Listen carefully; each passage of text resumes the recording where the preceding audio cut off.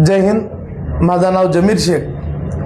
आपण बघितलं असेल की नई जिंदगी भागामध्ये आणि विमानतळाच्या आजूबाजूच्या परिसरातील काही जागा हे विमानतळासाठी पुन्हा एकदा प्रस्तावित करून ती जागा घेण्यासाठी काही लोक प्रयत्न करत आहेत. आपण बघितलं असेल काल माननीय जिल्हाधिकारी असतील त्यांनी एक बैठक घेतली होती की नाईट लँडिंगसाठी जी जागेची आवश्यकता आहे ती जागा रिकामी करण्यासाठी ते प्रयत्न करत आहेत. परंतु पूर्वी पालकमंत्री जयकुमार गोरे साहेबांनी सांगितलं की या ठिकाणचं दक्षिण उत्तर भाग हे त्या ठिकाणी आपल्याला प्रस्तावित करणार आहे आणि त्या ठिकाणची जे ना घरं हे काढणार आणि तिथली जागा घेणार आहे, अशा प्रकारचं एक वक्तव्य त्यांनी मीडियासमोर येऊन सांगितलेलं आहे. एकीकडे आपण बघता की दक्षिण उत्तरची जर बाजू बघितली तर मदिना चौक पासून ते अमन हॉटेलपर्यंतची जी जागा आहे किंवा त्याच्याही पेक्षा पुढे मग ते नई जिंदगीचं त्या भागही येतो आणि नई जिंदगीचं या भाग म्हणजे सहारा नगरला लागूनचा एरिया आणि तिथे भीमाशंकर नगर वगैरे त्या एरियाला सुद्धा लागून काही एरिया येतं आणि जवळपास 109 एकर जागा हे नेमका विमानतळ प्राधिकरणाची कुठं आहे याचा थांग पत्ता त्यांनाच लागत नाही आहे.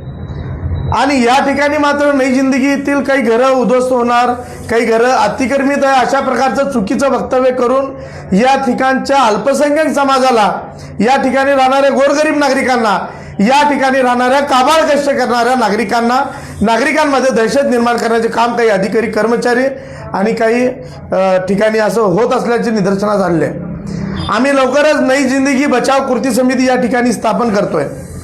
नई जिंदगी भागातील आणि शहरातील काही महत्त्वाच्या काही लोकांना घेऊन या ठिकाणी आम्ही एक कृती समिती तयार करून शासनाविरुद्ध त्याचबरोबर विमानतळ प्राधिकरणाविरुद्ध सामान्य लोकांची घरं वाचवण्यासाठी एक मोठा लढा या ठिकाणी उभा करण्याचा आमचा एक मानस आहे.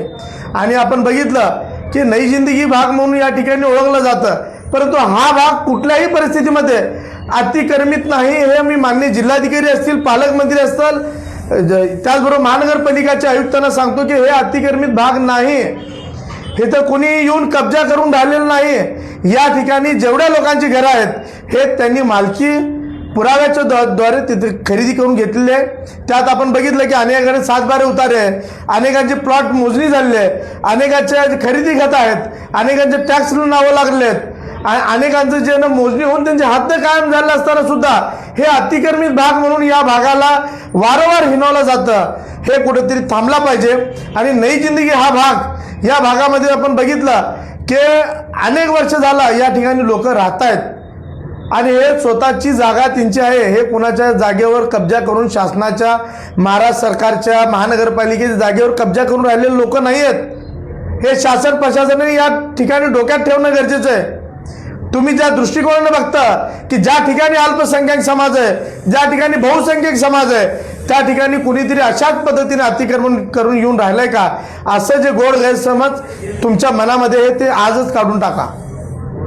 येणाऱ्या काळामध्ये चांगल्या प्रकारे राजकीय लोकांना बाजूला ठेवून एक मोठी समिती आम्ही तयार करण्याचा विचार करतोय आणि त्या समितीमध्ये जे समाजासाठी, जे सामान्य लोकांसाठी लढण्यासाठी तयार असतील अशा लोकांची एक चांगली टीम तयार करून आम्ही ह्या ठिकाणचा जे ना मुद्दा हे अख्ख्या महाराष्ट्रभर कशा पद्धतीने उचलता येईल आणि याची दखल शासन प्रशासनाला घेण्यासाठी, भाग पाडण्यासाठी एक मोठं जन आंदोलन या माध्यमातून उभा करण्याचा आमचा मानस आहे.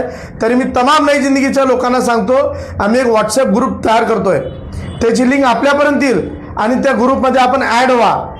जे चालू घडामोडी असतील, कशा पद्धतीने लढा उभा करायचा, समितीमध्ये कोण असतील, कशा पद्धतीने समिती तयार करायची आणि सामान्य लोकांची घरं कसं वाचवायचं याच्यासाठी आपण प्रयत्न करूया. एवढंच मी तुम्हाला सांगतो.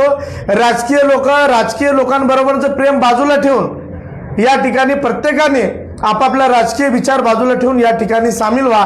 साधारण 5,000 पेक्षा जास्ती घरं आहेत आणि ज्या जागेवर जर समजा इलिगल कुणी त्या ठिकाणी कब्जा केला असं काही लोक सांगतायत की आम्हाला त्याच्याशी देणं घेणं नाही, पण आमचे हे हक्काचे घर आहेत आणि हक्काच्या घराला कोणीही अजिबात त्याला हात लावू देणार नाही. एवढंच मी सांगतो. एक व्हॉट्सअप ग्रुप तयार करतोय, आपल्यापर्यंत लिंक येईल, त्या लिंकमध्ये सामील व्हा. चांगल्या पद्धतीने वेगवेगळ्या पद्धतीने मीटिंग घेऊन आपण चांगल्या पद्धतीने हा मुद्दा शासन प्रशासनापुढे मांडू. एवढंच मी सांगतो आणि थांबतो. जय हिंद.